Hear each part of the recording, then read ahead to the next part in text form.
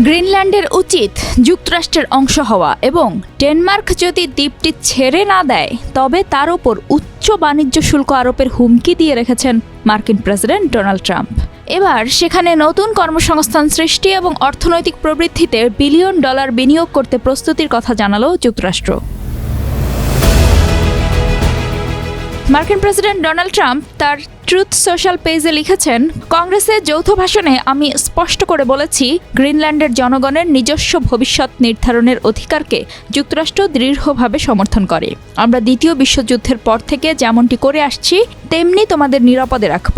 নতুন কর্মসংস্থান তৈরি করতে এবং তোমাদেরকে ধনী করতে আমরা কোটি কোটি ডলার বিনিয়োগ করতে প্রস্তুত এবং যদি চাও তাহলে আমরা তোমাদেরকে বিশ্বের সর্বশ্রেষ্ঠ জাতির অংশ হতে স্বাগত জানাই।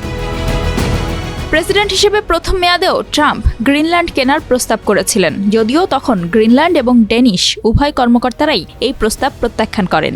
7 জানুয়ারি ট্রাম্প আবারও সেই দাবি করেছেন। তবে ডেনমার্কের অংশ গ্রিনল্যান্ড একটি স্বায়ত্তশাসিত অঞ্চল। 1951 সালে ওয়াশিংটন এবং কোপেনহেগেন গ্রিনল্যান্ড প্রতিরক্ষা চুক্তিতে স্বাক্ষর করে।